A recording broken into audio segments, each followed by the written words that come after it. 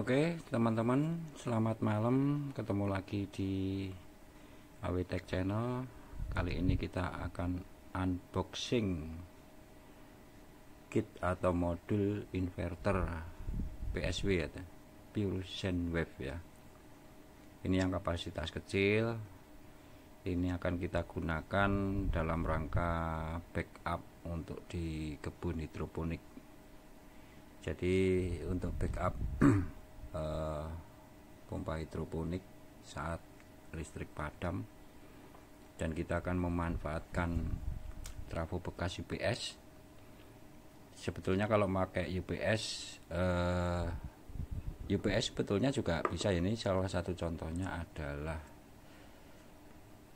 motherboard bekas UPS, cuman kalau UPS itu rata-rata belum PSW ya, masih MSW, modified sine wave. Jadi untuk pompa air itu butuh yang PSW atau sinus murni. Jadi gelombang listriknya sama dengan gelombang listrik PLN.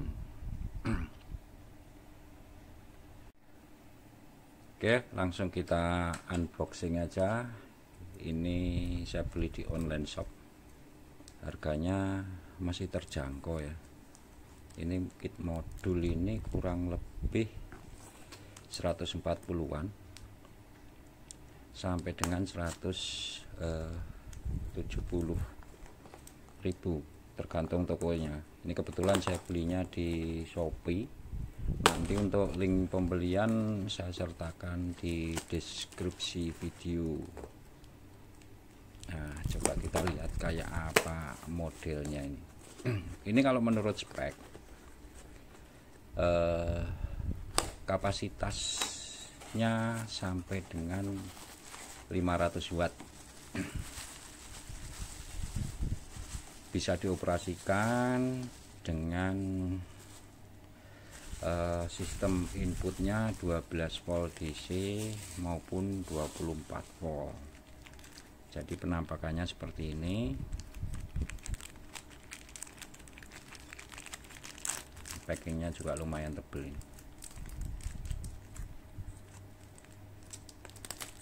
Nah, ini sangat sederhana sekali ya, tapi juga mudah-mudahan cukup mumpuni lah.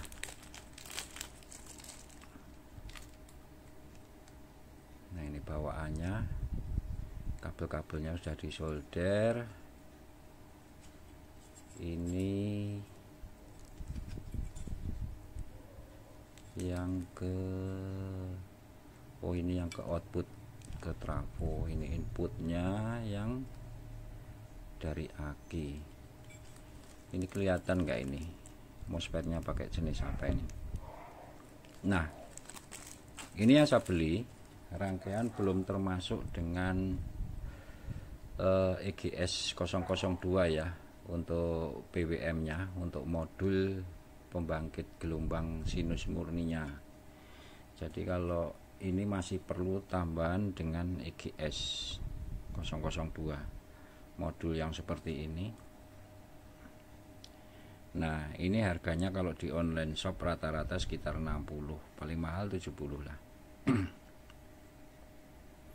Nah, ini nanti pemakaian dan cara settingnya ini akan kita pasang di sini, kita tancapkan di sini di PCB-nya yang ini. Terus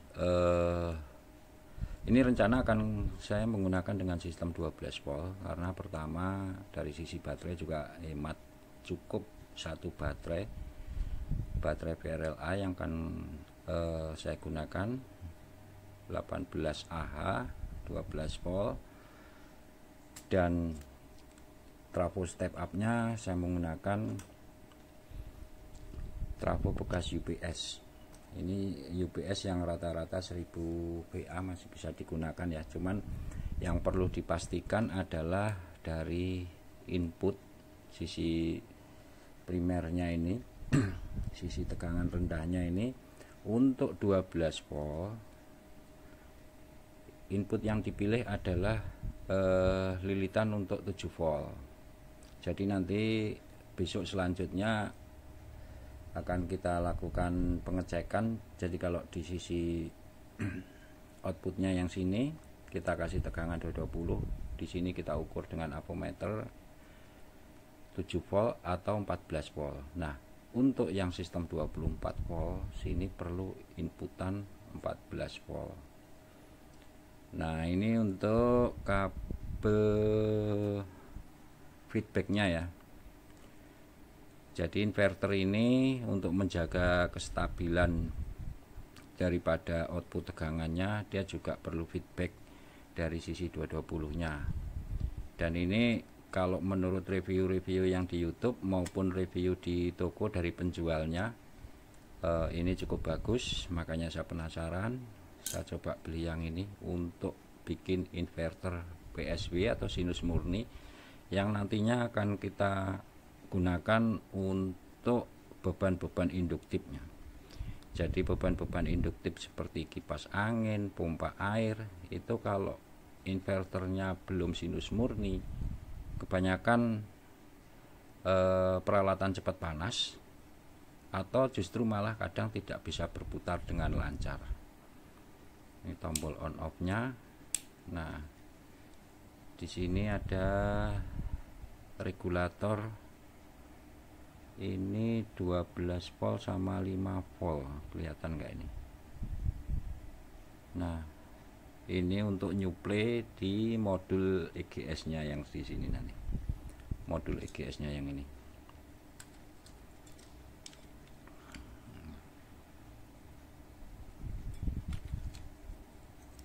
Ini pakai 4 MOSFET ya. Jadi cukuplah kalau untuk di kebun-kebun hidroponik. Kapasitas peaknya 500 watt. Nah, mungkin kalau untuk beban-beban kontinu kurang lebih 1-2 jam, harapannya kan kita nggak menggunakan ini terus menerus 24 jam ya.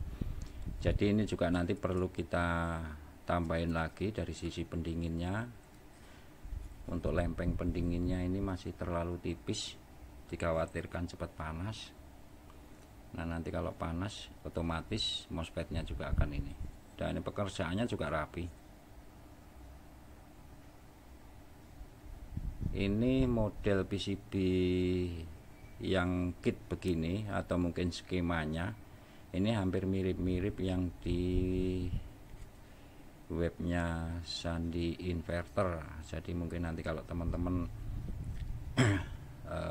penasaran pengen membuat sendiri, merakit mulai dari layout PCB-nya sampai ini, bisa dikunjungi di sana ya.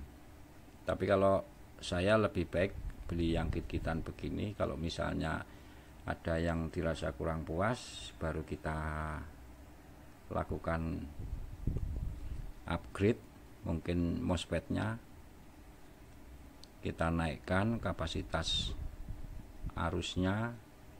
Dan ini yang kabel ini adalah untuk fan. Nanti kita tinggal sambungkan dengan fan 12 DC, fan-fan yang kecil aja. Jadi kalau kondisi ini ada termostatnya. Mana termostat? Oh, ini kalau panas di sisi pendingin, sirip pendingin ini otomatis akan men-trigger fan ini untuk hidup. Jadi nanti akan kita coba untuk merakit sekaligus kita lakukan setting dan sekalian kita uji tes beban. Nah, perlu kita siksa dulu kira-kira sampai berapa watt dia akan trip ya. Ini kalau ini otomatis biasa kalau dia overload dia akan sebelum MOSFET-nya jebol ini dia akan di-trigger untuk padam dari sini. Karena dari sini juga selain mengukur tegangan feedbacknya, arus atau current untuk overloadnya juga akan disensor di sini. Oke, selanjutnya di video selanjutnya nanti akan kita lanjutkan dengan proses perakitan sekaligus uji cobanya. Terima kasih, selamat malam.